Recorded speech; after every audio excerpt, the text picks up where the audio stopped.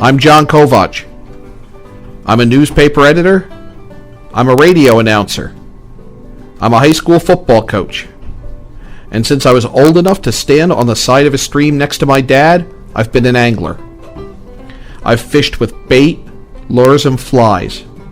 I've fished with spinning gear, fly rods, jigging poles, and tip-ups.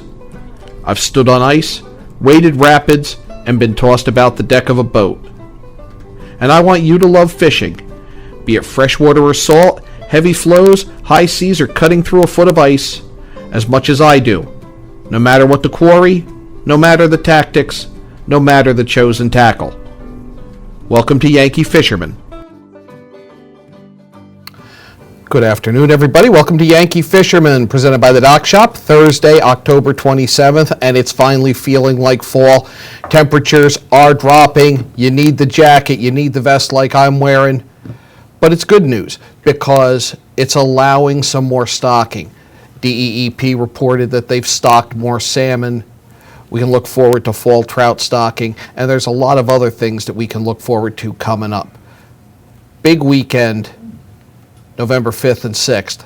That's in Danbury, when Art of the Angler returns to the Ethan Allen Inn. We had a chance a little bit ago to catch up with Glenn Pontier, Executive Director of the Catskill Fly Fishing Center and Museum, to talk about this annual event. What's become one of my favorite weekends of the year is coming up.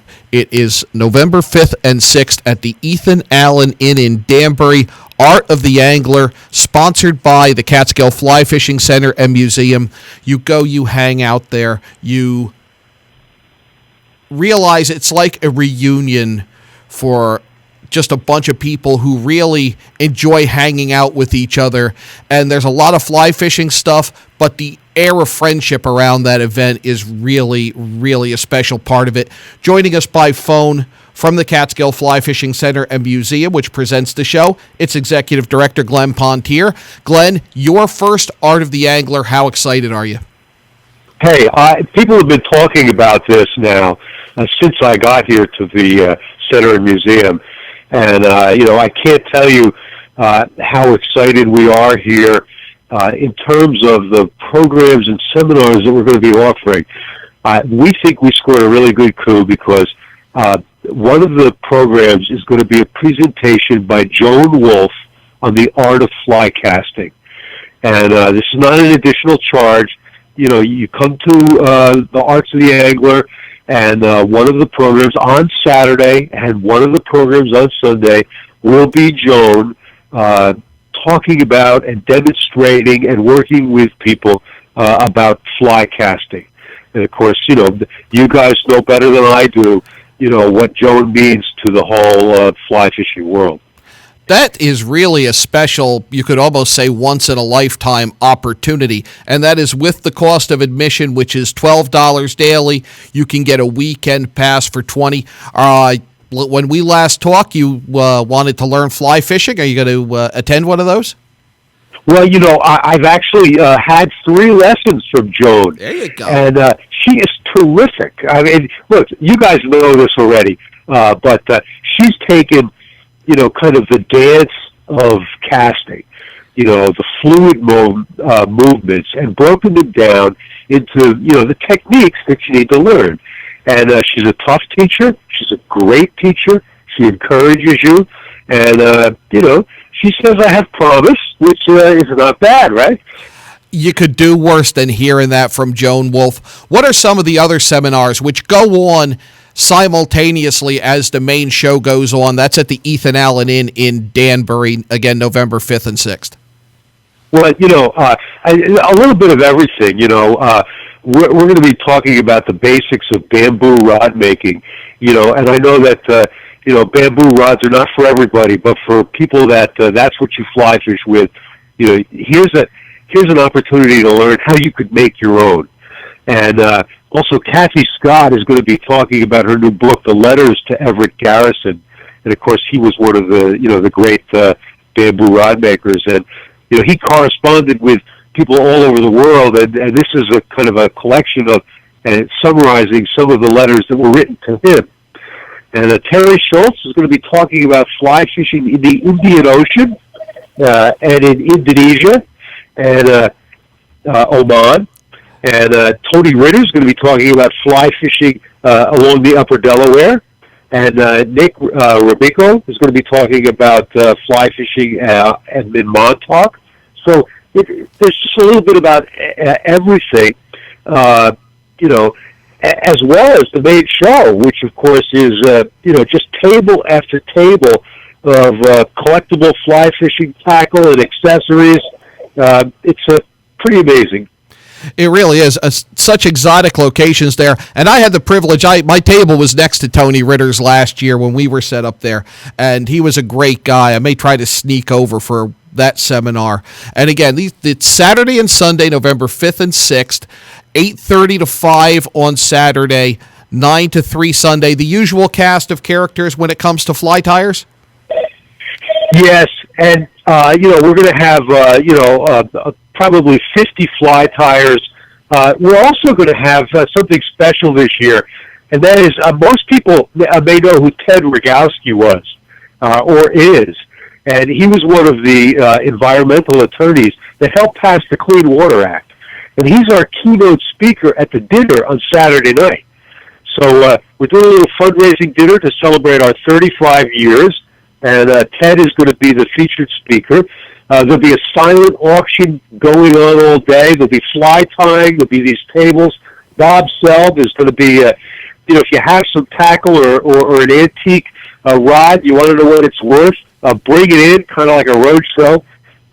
It's just, people here, phones are ringing off the hook. People here are talking about the arts of the angler, and I can't wait to meet all the fine folks that have been going year after year. Well, I can tell you, this will be my third, put off going probably for far too long, and regret that I didn't, but have been welcomed so much by the people there. And there's people that are now very good friends of mine that I met up at Art of the Angler. You'll have your usual phalanx of nonprofits there. You'll have some charities there. I know Casting for Recovery tends to set up.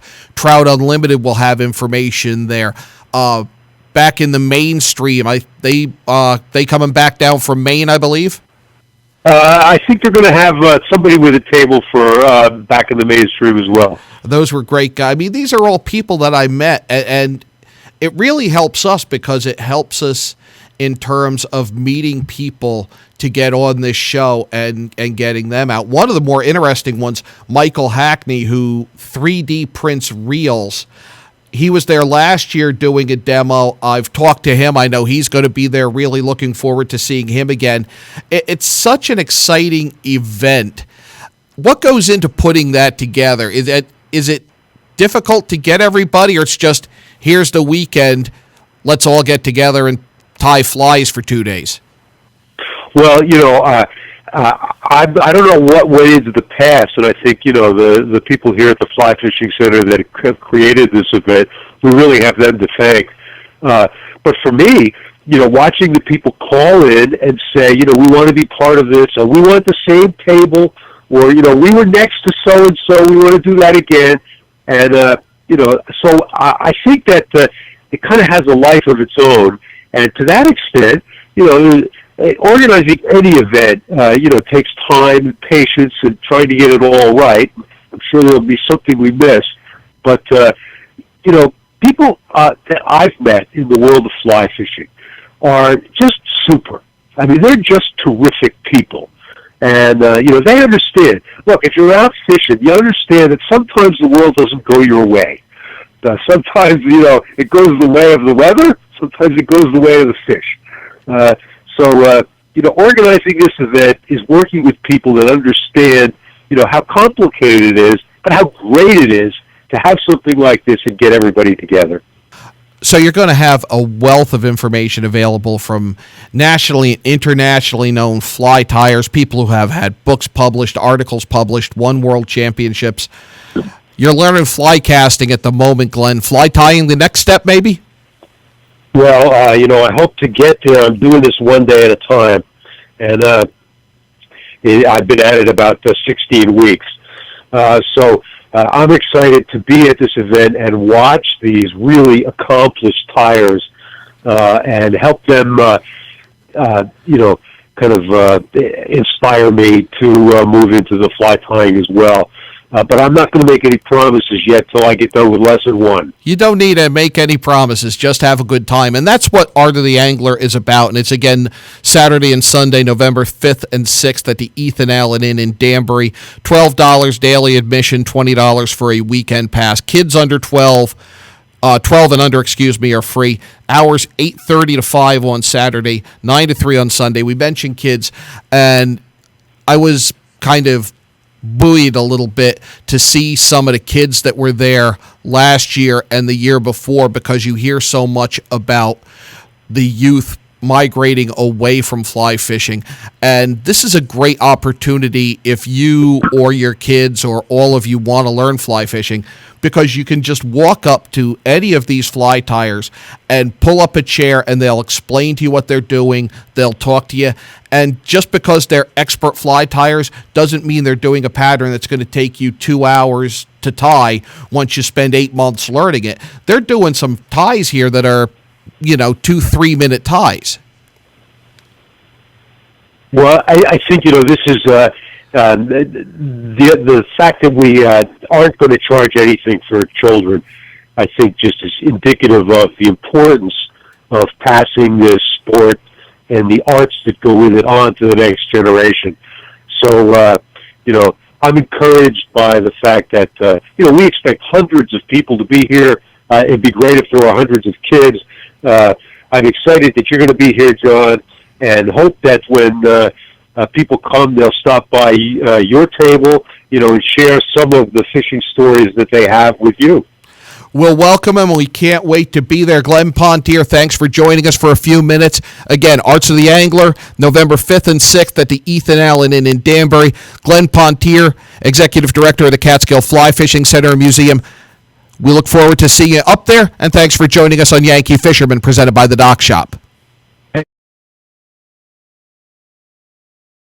The leaves are changing, water temps dropping, and the sun is setting a little earlier each day. But there's still a lot of great boating, fishing, and coast time left before we see the first snow. And above all, remember, it's always summer at the Dock Shop. With loads of new fishing tackle and accessories, clothing, jewelry, and home decor, the Dock Shop is just what you need when you start to feel that New England autumn chill. Boater, beach bum, fisherman, or simply love the New England coast, this is a unique place to shop. The Dock Shop, 51 Tokenique Road, Darien, 609 Riverside Avenue, Westport, dockshop.com. 1, 2, 3, Abby, I want to find out how good I am. Yes, sir! If you relax, you get blown out. Let's get it done!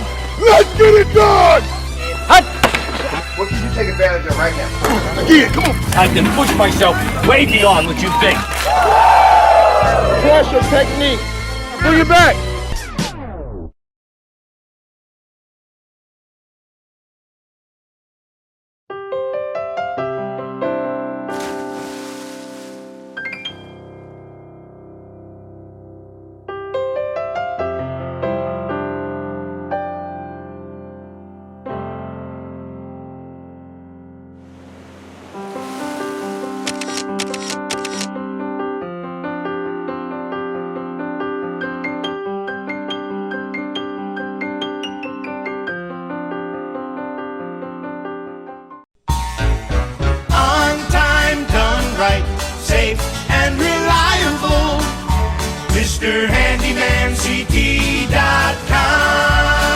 Let our satisfied customers tell it. I have called Mr. Handyman for every reason, every occasion, every broken item, every leak. They have bailed me out on many occasions, and I would recommend them to anyone. For any project, large or small. MrHandymanCT.com.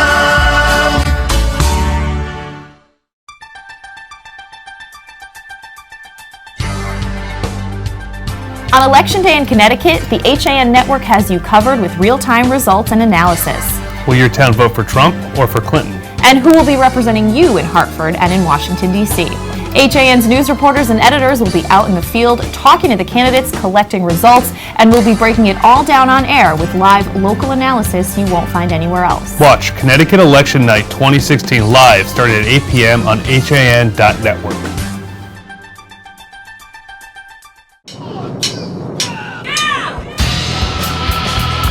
I'm Frank Granito. And I'm Donald Ing for the HAN Network. Tune in to Nutmeg Sports Monday through Thursday, where we bring you all the top stories from Connecticut sports. From highlights to player interviews and expert analysis, no one gets you closer to Connecticut's games than Nutmeg Sports. Nutmeg Sports, now Monday through Thursday at 2 p.m. on the HAN Network.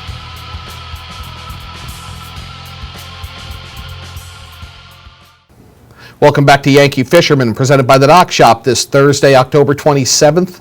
Thanks again to Glenn Pontier of the Catskill Fly Fishing Center Museum. I really am telling you the truth. I can't wait to get up there that Sunday. Anytime you can spend at Art of the Angler, if you have any interest in fly angling, in fishing, in fly tying, it's worth the trip up. And it's a great event for the kids. Speaking of the kids, another way to get them interested in the outdoors, in conservation, and in angling is Trout in the Classroom. Last week I had a great opportunity to meet up with the kids from Park City Prep over at Beardsley Zoo, where they let loose some brook trout that they had raised from eggs. Let's check that out. We're going to be releasing some native brook trout, Salvelinos fontinalis, which we have raised for about a year, and they're really beautiful. A number of them are in spawning collars, and it was kind of a challenge to scoop them up, right? It took us a little while to grab them all, and we're going to be releasing them in this stream, the Pequannock River, which is a beautiful stream that runs through Monroe, Trumbull, and Bridgeport. And this stream is an urban stream, but we have a lot of wildlife that's coming back. We have eels, we have otters, ospreys, and alewives, and trout. Some of these trout, actually, we've seen them go out to the sound, or at least to use a fish ladder, so they could possibly go out to the sound. Surely they go out to the estuaries. Anything else? Well, guys, you have fun? Yes. Yeah. You guys learn something about the river? Yes. Think the river's dirty or clean? Clean. Right. Would you think that the river should be clean? Yes. Right. Why do because right now this is what's important. But having this in our backyards, is really important. Because just as John said, right now we have lots and lots of things that are going on in the river. Where 20 years ago, right, we didn't have many fish in the river. We didn't have many things living in the river. Now you can come over here and see, like I said, the otters in here. You can see black-crowned night heron living in the trees. Did John show you the osprey nest box? Yeah. Oh no! So we put up an osprey. We put up an osprey nest this year. So next year you come back into the park, take a look at that pole that's down by the river. Hopefully you'll see a nest up there, and we'll have osprey with babies in it. That'll be really cool. However, they'll be going after your fish you're putting in. So it's called the circle of life, right? That's right. So we're really excited. I hope you guys learned something. Did you have fun? Was it a fun program? Yes. All right. Well, that's really all. That's what's important. To have a fun time doing this. So what we're going to do, John, is going to set you up, and let's get these guys into the river and let them do what they got to do, right? Yep. Okay. Mr. John, can we go again? If you've already put your hand on top and quickly go and release it. What message that the zoo tries to get out do these TIC programs help reinforce? Well, TIC, working with the zoo, this is a tremendous program for us. And the reason it's such a tremendous program is that we look at the zoo. When you ask people what the zoo is all about, a lot of people will say recreation, you go to the zoo to have a good time. That's very true. However, conservation and environment is a huge portion of what we do at the zoo. But some people don't really understand that it's not just working with endangered species like our tigers and our amaretto leopards, which are critically endangered, but it also means that we have to be concerned about our own backyard. And this type of program, working with TIC, working with DEEP, working with the zoo, working with the kids at Park City Prep to understand the conservation and environmental issues that we have and the importance of the environment for their area, it all brings it together. So if you look at programs like this, I almost feel this is one of the most important things that we do at the zoo. Now, this river's come a long way in the last few decades where you wouldn't have thought of seeing a trout in here, let alone releasing one into this. What's responsible for that cleanup? Well, you look at the Pequannock River, and 20 years ago, you wouldn't even think of it as a fishing pond. You would think more of it as a body of water that's moving through. Pollution coming through here, and most of it pesticides. coming from upriver. However, over in the past 20 years, people have really started to understand about the relationship between the environment and what their own well-being. So we've also started what we call the Aquatic River Initiative a few years ago, starting to work with the different areas of the towns that actually impact the river, getting the message out, and we've seen a tremendous increase or decrease in pollution in the river, an increase in awareness of the river, and working within these towns, working as a regional program. It's really been wonderful. We've seen the river go again. We're having trout in here. The char they're being putting in right now have been extinct in the Connecticut River system. However, DEEP has found that there's actually been ones that we've released that they found in here that have now lived for more than 1 or 2 or 3 years. So that bodes well for the health of the river. I think it's getting better and better all the time. In fact, one of the things is a little story is that we saw a lot of green algae in the river a few years ago, or last year, and somebody was very concerned about the green algae. It looked like, well, what's going on? Is the nitrogen levels going up too high? Does that mean fertilizer is being put in? Well, it turns out, we had people come to look at it, turns out that green algae was showing the health of the river. That it actually was a tremendously healthy river, and they were shocked at that. So I think right now the river is doing really well, but really the most important thing is these children here. These are the ones that are going to be taking care of the river in the future. By having them go through this program with the zoo and TIC, they're seeing the importance of this. And hopefully as they walk through the park one day and see somebody maybe throwing a tin can or something down, they'll be able to say, hey, this is my river. Hey, I've got my trout are living in here. So hopefully they get a little ownership of this very valuable resource. The efforts of the students are already being seen, as it was TIC students and Conservation Discovery Corps members who planted these shrubs and trees along the bank where the old path got washed out, where the Pequannock runs along the Beardsley Zoo and Beardsley Park in Bridgeport. Again. Second chances then? Second chances. I'm not sure. There was 2 in the cup. If you guys want to have a second chance, you could. Okay, awesome. I want 1 too. Sure. You got a beautiful bookie here. Look at the spawning colors. If I'm going again. I like the spawning again. No, they're beautiful fish. Such a beautiful fish. It is a beautiful fish. It really is. This one is beautiful. Let's get a shot of it. It's really big. Oh, here you go. Lower your cup, please. What the fuck from this? Okay, last fish. Let's let Greg put the last fish in. Or maybe, do you want to put the last fish in? Greg, do you want to release the last fish? No, I'm good, thank you. Let somebody else in. Greg's going to wait in. I'm good. Yeah. Can you hold this for me like this? There you go. Yay! What do you get this one?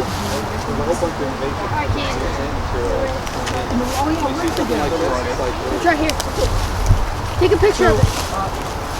Thank you, Greg. Thank you, Department of Energy and Environmental Protection, DEEP, and also... Really heartwarming to see that. The kids did a lot more than release trout. They were doing some insect studies. As we said, they planted the bank up there at Beardsley. Doing just a great job. It's a wonderful program that's got a really strong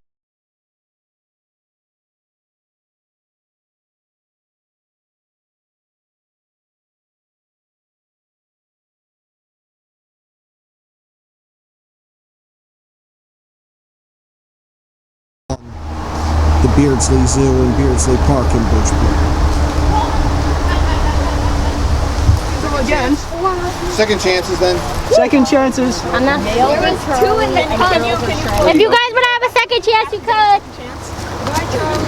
Okay, I awesome. want 1 too. Sure. You got a beautiful bookie here. Look at the spawning colors. If I'm going again. I like the spawning colors. No, they're beautiful fish. Such a beautiful fish. It is a beautiful fish. It really is. This one is beautiful. Let's get a shot of it. It's really big. Oh, here you go. Lower your cup, please. What the fuck from this? Okay, last fish. Let's let Greg put the last fish in. Or maybe, do you want to put the last fish in? Greg, do you want to release the last fish? No, I'm good, thank you. Let somebody else in. Greg's going to wait in. I'm good. Can you hold this for me like this? There you go. Yay! Wait, can you get this one? Alright, kid. Oh yeah, where's the gun? It's right here. Take a picture of it. Thank you, Greg.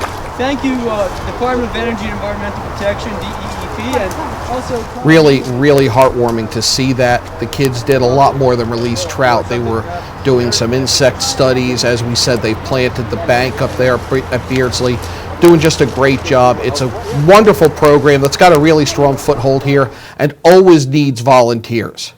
If you can help out, reach out to your local Trout Unlimited chapter and say you want to help out with trout in the classroom. When we come back, we'll look at some of the events coming up that involve fishing and conservation, right here on Yankee Fisherman, presented by the Dock Shop. The leaves are changing, water temps dropping, and the sun is setting a little earlier each day. But there's still a lot of great boating, fishing, and coast time left before we see the first snow. And above all, remember, it's always summer at the Dock Shop. With loads of new fishing tackle and accessories, clothing, jewelry, and home decor, the Dock Shop is just what you need when you start to feel that New England autumn chill. Boater, beach bum, fisherman, or simply love the New England coast, this is a unique place to shop. The Dock Shop, 51 Tokenique Road, Darien, 609 Riverside Avenue, Westport, dockshop.com. This fall, explore the beautiful landscape enhanced by the architectural design and art at the Philip Johnson Glass House in New Canaan. Open for the season now through November 30th, the Glass House is a National Trust historic site that sits on 49 acres of pastoral landscape, comprised of 14 total structures, and a permanent collection of 20th century painting and sculpture, as well as temporary exhibitions. Tours are available on Sunday, Monday, and Thursdays through Saturdays. Advance reservations are recommended. Visit theglasshouse.org for more information and to get your tickets. At InSports Trumbull, the game is always on inside. Recently renovated and home to one of Connecticut's largest indoor turf fields, InSports is a multi-sport recreation center providing state-of-the-art facilities for league play, camps, and youth programs. Sign up now for InSports High School Passing League. These 7-on-7 teams formed by area high schools offer a great way for football players to stay sharp in the off-season. 3 weekly 6-week sessions will be offered from December 1st through January 5th, January 12th through February 16th, and February 23rd through March 30th. For more information, visit insportscenter.com. Like and follow us on Facebook.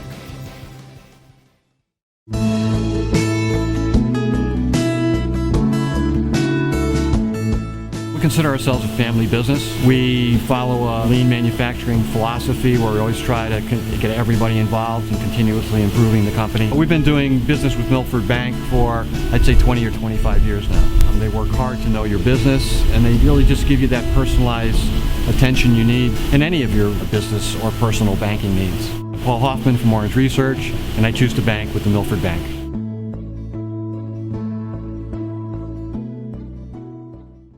If you're watching this broadcast, you're not alone. The HAN network is available for 200,000 Connecticut cable customers on the Frontier network. And we've also reached 1.7 million viewers on our free live streaming sports, news, and entertainment broadcasts. To reach our rapidly growing audience, contact Advertising Director Jessica Murrin at 203-273-7312 or email jessica@han.network. Welcome back to Yankee Fisherman, presented by the Dock Shop. This Thursday, October 27th. Keep in mind the big T-Max Strong fundraiser is going on this Sunday, 1 to 5 up at Stony Creek Brewery. Check out T-Max Strong Facebook page and online to see if there are still tickets left for that. The third annual fishing tournament and breast cancer fundraiser on Candlewood Lake will be taking place at the Squan's Cove Boat Launch on Old Bogus Road in New Fairfield on Sunday the 6th. That is sign up at 6 a.m., starts at 7. More information on that online. Also, the big Blackfish tournament still going on, the East versus West. That is still going on out on Long Island Sound. We'll get you an update on that next week. Mianus TU has a fun event going on the 29th. That's a Housatonic River trip. And then there will be a sampling of some brews, some libations, let's say, from Berkshire Mountain Distillers. That's at 3:30. There is information on that at mianistu.org. And we're going to end with some sad news. You know, Bobby J's Bait and Tackle in Milford. Bobby J, the original Bobby J, we lost the other day, and our condolences go out to his friends and family. Till next week, tight lines.